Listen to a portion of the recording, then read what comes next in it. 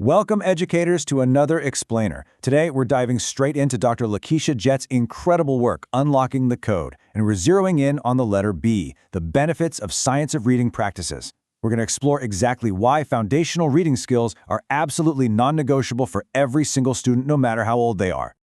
Let's start right off the bat with a question I know so many of us grapple with. It's a real dilemma, right? How do we teach older students to read when those core, foundational skills are just missing? You've got these bright, capable older students sitting right there in front of you, and yet they are really struggling with basic decoding. So, what do we actually do about it? Well, to put this into perspective, Dr. Jett shares this deeply personal story from her time teaching middle school ESOL.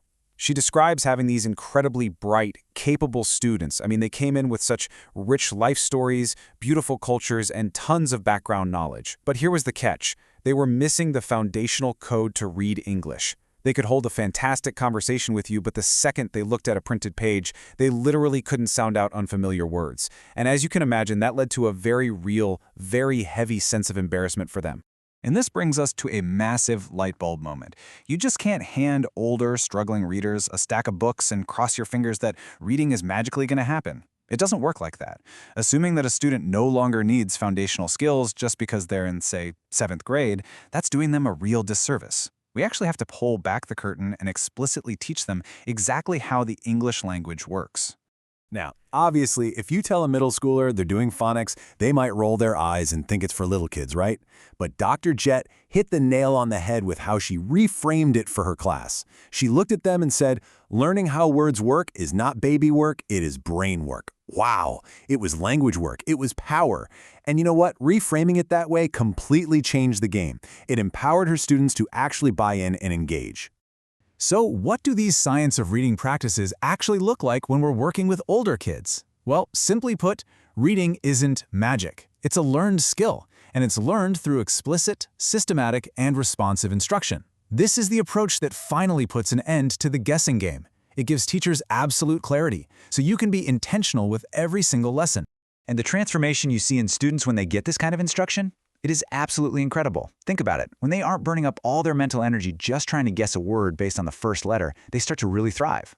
We're talking stronger decoding skills, which naturally builds fluency.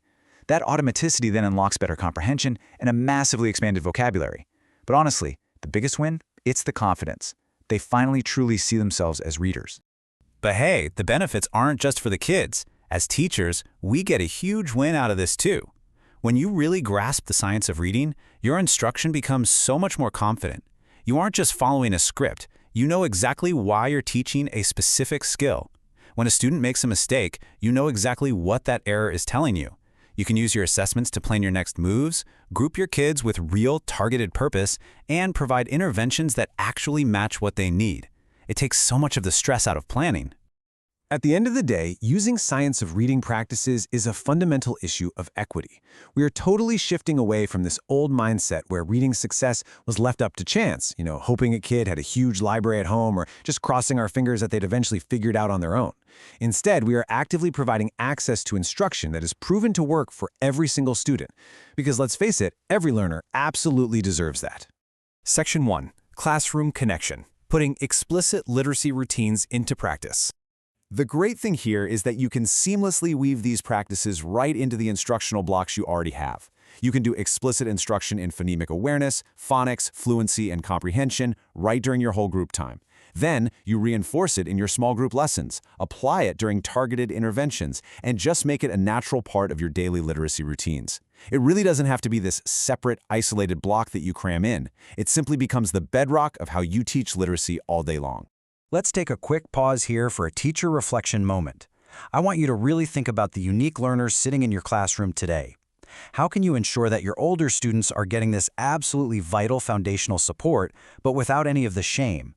How can you reframe this brain work so that they feel capable and empowered to crack the code? I want to wrap up with this incredibly inspiring quote from Dr. Jett. She says, "There is power in watching a student realize, I can read this." And there really is. Giving your students access to the code doesn't just change their reading level. It fundamentally changes their confidence and how they view their place in the world. So when you look at your lesson plans for tomorrow, ask yourself, which student is waiting for you to hand them the keys to that code? Thank you so much for joining me for this explainer, and I'll catch you next time.